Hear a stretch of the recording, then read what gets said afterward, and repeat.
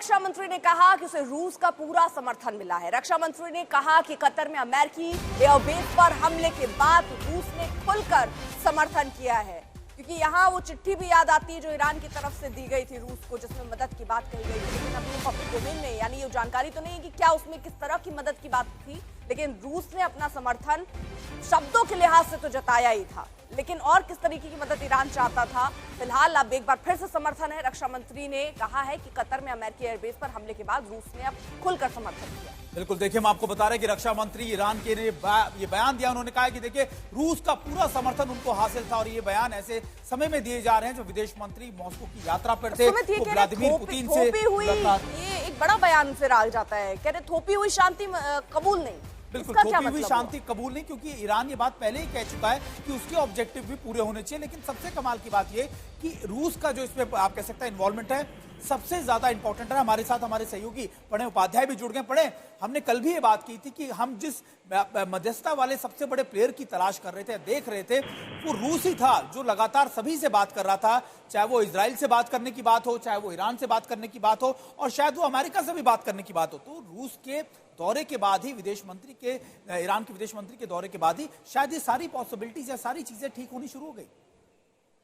बिल्कुल सुमित, काफी तेजी से घटनाक्रम बदला, क्योंकि कल सुबह मॉस्को के अंदर मुलाकात हुई व्लादिमीर पुतिन के साथ में सैयद अब्बास अराक्ची, जो कि ईरान के विदेश मंत्री हैं। और उस मुलाकात के बाद में जो संकेत रूस की तरफ से दिए गए, एक बैक चैनल लगातार चल रहा था। आप अच्छी तरीके से जानते हैं डोनाल्ड ट्रंप और व्लादिमीर पुतिन की इस बारे में बातचीत हुई है। साथ ही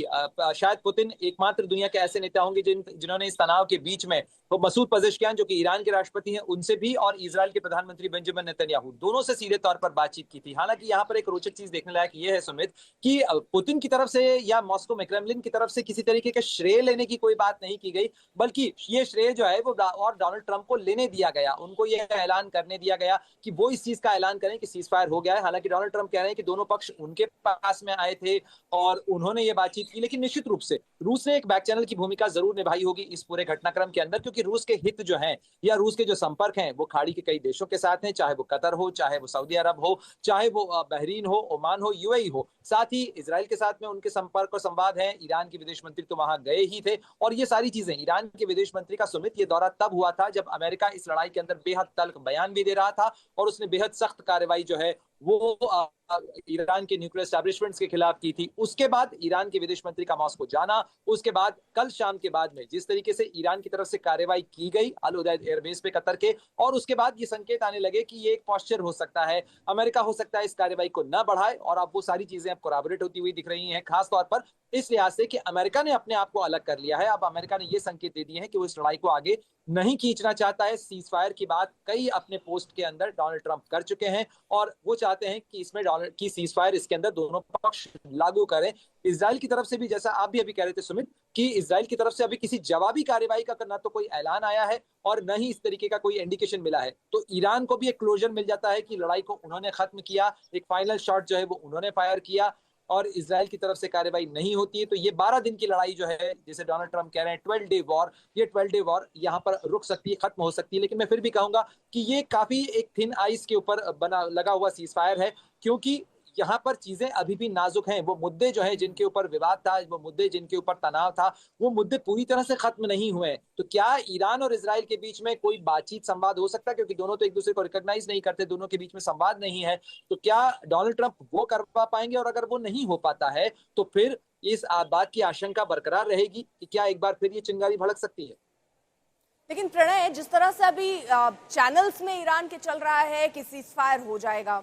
लेकिन वहां के मंत्री ये कह रहे हैं कि हम थोपी हुई शांति बर्दाश्त नहीं कर पाएंगे, इन सब का क्या मतलब है? और ये कब साफ हो पाएगा कि वाकई सीज फायर हुआ है, नहीं हुआ है, क्या हालात है, या आगे क्या हालात होंगे? देखिए, बयानों के से बाहर जो है हमें ये देखना चाहिए कि जमीन पर क्या हो रहा है, क्योंकि असली चीज जो है वो तो जमीन पर नजर आती है। बयानों के अंदर ये एक नैरेटिव की बात हम लगातार चर्चा में कर रहे हैं कि किस तरीके से ईरान भी एक नैरेटिव बना के चलना चाहता है, उसे अपनी जनता को ये दिखाना है, क्योंकि ईरान में नुकसान ज्यादा हुआ है, करीब 1000 लोग मारे गए हैं। अशरफ भी लगातार वो रिपोर्ट कर रहे हैं, आपको बता रहे हैं। तो 1000 लोगों के नुकसान, इतनी तबाही, ईरान की न्यूक्लियर साइट्स के ऊपर इस तरीके का हमला, इन तमाम चीजों के बाद जो फेस सेविंग होता है किसी भी सरकार के लिए, किसी भी एस्टैब्लिशमेंट के लिए, अगर आप देखें यहाँ पर डोनाल्ड ट्रंप के बयानों के अंदर एक साफ यूटर्न सा आज नजर आता है। अब वो सीजफायर की बात कर रहे हैं, अब वो गॉड ब्लेस ईरान की बात कर रहे हैं, अब वो ईरान के लोगों को बहुत अच्छा बता रहे हैं, वो ईरान की जो लीडरशिप है जिसको वो हटाने की बात कर रहे थे, वो रिजीम चेंज की तमाम बातें कर रहे थे, अब वो उसे एक मेच्योर लीडरशिप बता रहे हैं। तो ये जो यूटर्न है डोनाल्ड ट्रंप का, ये इंडिकेशन देता है कि यहाँ पर एक रास्ता बन सकता है, सीजफायर का रास्ता बन सकता है। इसीलिए ईरान की लीडरशिप के बयान अगर आप देखें, ईरान के विदेश मंत्री के बयान देखें,